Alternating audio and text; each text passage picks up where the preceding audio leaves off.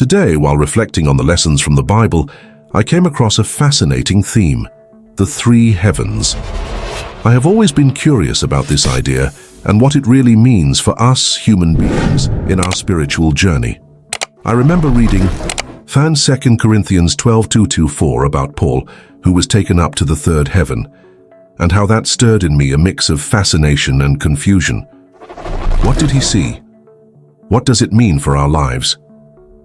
As I thought about this, I imagined what it would be like to be in Paul's sandals, feeling the excitement and fear in front of such a transcendent experience. What was at stake for him, and how does this connect with our reality?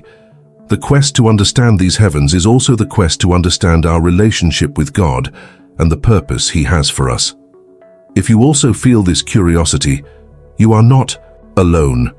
We all face challenges in our spiritual journey, and the search for answers is a vital part of that walk. Do the three heavens have something to teach us about the life we lead here on earth? Stay with me, as together we will explore this mystery. And before we proceed, if you haven't subscribed to the channel yet, do it now. Let's uncover these sacred secrets together. As I reflected on the three heavens, I couldn't help but think about how Paul's life was full of challenges.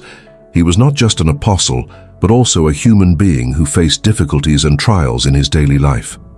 I remember how in 2 Corinthians 11:24-27, Paul describes his tribulations. 5 times I received from the Jews 40 lashes minus 1. 3 times I was beaten with rods, once I was stoned, 3 times I was shipwrecked. It's astonishing to think about everything he endured, and it makes me question, how did he find the strength to keep going? In my own life, I can feel the pressure of daily demands. Work, family relationships, and even the search for a greater purpose sometimes feel overwhelming. Like many, I have found myself in moments of doubt and discouragement. On one of those occasions, I sat down with a friend and vented, "Have you ever felt so lost that it seems there's no way out?" He looked at me and said, "Sometimes the answer isn't in the situation, but in how we face it. Remember Philippians 4:13, I can do all things through Him who strengthens me." At that moment, I realized that connecting with God can be an antidote to difficulties. Just as Paul found comfort and strength in his faith, I too could seek a deeper meaning amid the chaos. However, as I delved into this thought, a concern began to arise. What if, in trying to find answers, I encountered even more complex and challenging questions? Life has a curious way of testing us, and I was about to discover this in a very intense way. Meanwhile, in a Bible study group I attend, I noticed tension growing among some members. One of them, Marcos, used to be one of the most enthusiastic, but lately seemed discouraged. In a conversation he confessed, "I feel like my faith is wavering. Sometimes I wonder if all of this makes sense." His words resonated with me, as there were also times when doubt seemed to want to overtake me.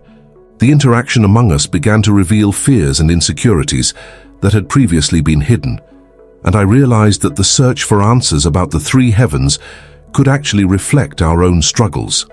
And so, as if there were already a cloud of uncertainty hanging over us, the atmosphere of the group began to change. Marcos's concern spread, and others began to question their own beliefs. The tension was growing, and the question hanging in the air was, how could we together face these challenges and still find a way to the light? As the tension in the study group increased, I felt my heart race. Marcos's words about his wavering, faith echoed in my mind like a persistent echo. The atmosphere that had once been filled with encouragement was now laden with doubts, and I found myself torn between the desire to help and the fear that my own faith might not be enough. As we looked at each other, I realized that each person was carrying their own struggles, and vulnerability became palpable. "If only we could understand what God is trying to show us," I murmured, trying to calm the growing unease. But as soon as the words left my lips, I felt a weight in them. How could I offer comfort if, inside, I also felt lost? The passage from James 1:2-4 came to mind. "Consider it pure joy, my brothers and sisters, whenever you face trials of many kinds, because you know that the testing of your faith produces perseverance. I knew that this perseverance was essential, But how could I encourage them to keep going if I was struggling myself?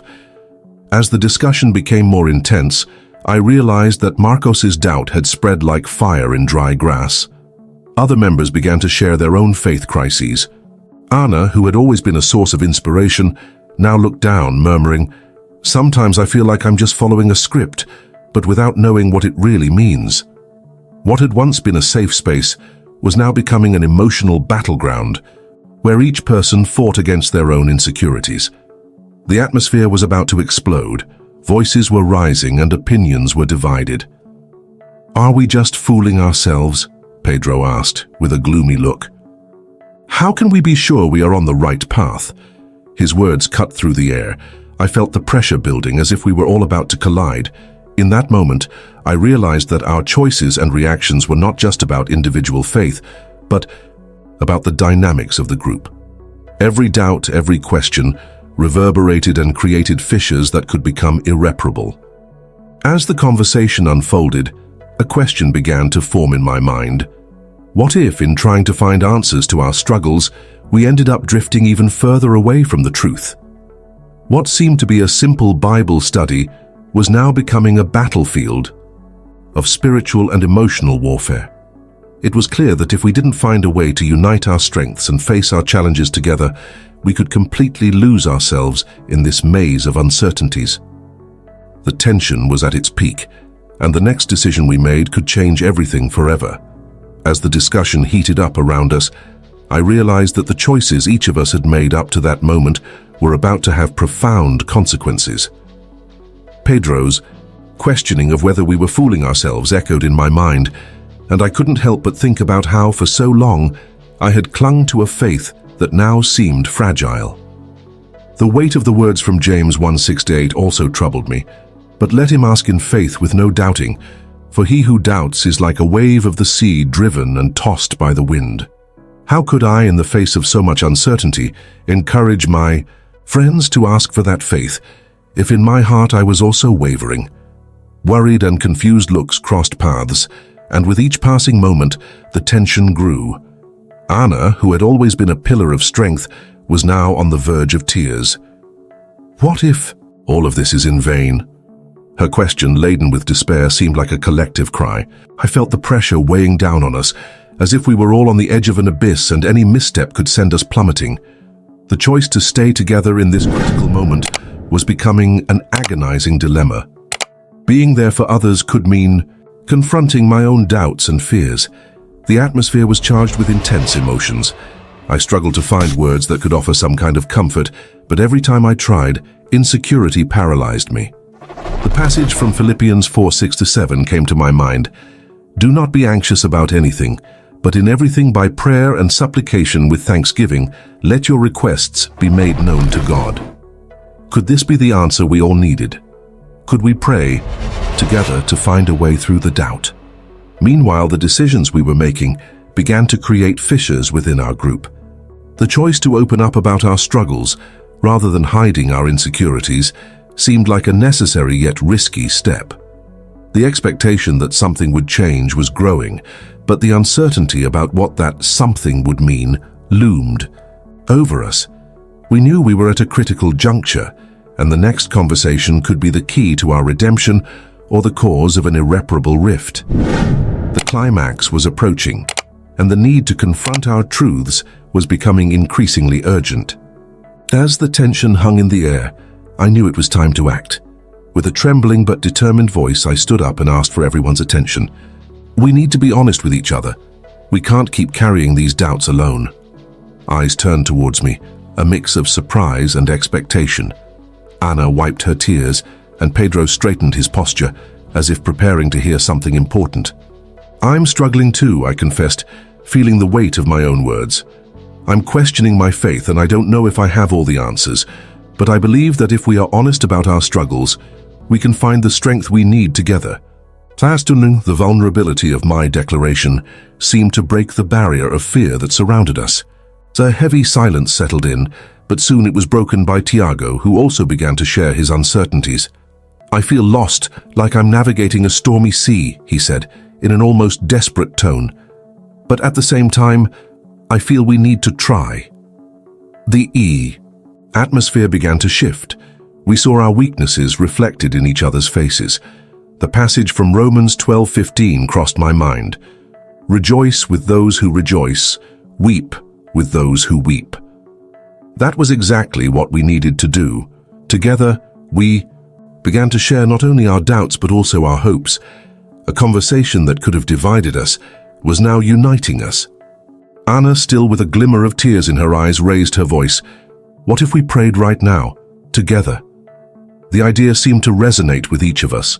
What had started as a sea of uncertainties was transforming into a safe space for our vulnerability. So we joined hands in a circle and began to pray. Each word carried a mix of fear and hope, and I felt that even in the uncertainty, a light was beginning to shine. The reactions were visible. Some began to cry, others to smile shyly. The heavy atmosphere started to dissipate, giving way to a feeling of belonging. The decision to open our hearts brought unexpected relief, and I realized that, even amid doubt, unity and sincerity could be our guiding light. This experience prepared us for the transformation that was to come, a step toward the redemption we all longed for. As the prayer echoed in our hearts, I felt a wave of peace wash over me. The vulnerability that once seemed frightening was now a safe haven. By opening our hearts, we not only shared our struggles, but also found a greater purpose, the communion and strength that come from being together. Anna, with a smile that lit up her face, said, I never imagined that exposing my weaknesses would make me feel so free. Pedro added, I think we found the answer we were looking for, even if it's not the answer we expected. I looked around and saw that even in tears there was a glimmer of hope, the reality that we were not alone in our journey, that each of us was struggling with our doubts, created an unbreakable bond. Remember what Proverbs 27:17 says, as iron sharpens iron, so one person sharpens another. We are here to support one another, I said, feeling that the words carried a special weight. As time passed, conversations became deeper, and we committed to meeting regularly, not only to discuss our doubts but also to celebrate our victories. Faith began to be reborn in our hearts, not as something imposed, but as a collective and conscious choice. In the end, I realized that the struggle would not magically disappear, but now we had a path to follow. The unity we formed helped us find the strength each of us needed. And so the journey that began with fear and uncertainty ended in renewed hope and a deeper understanding of divine love. As 1 John 4:19 says, we love because he first loved us. This is the lesson we will carry forward, always remembering that even amid difficulties, we can find light in community and in shared faith. And until the next video,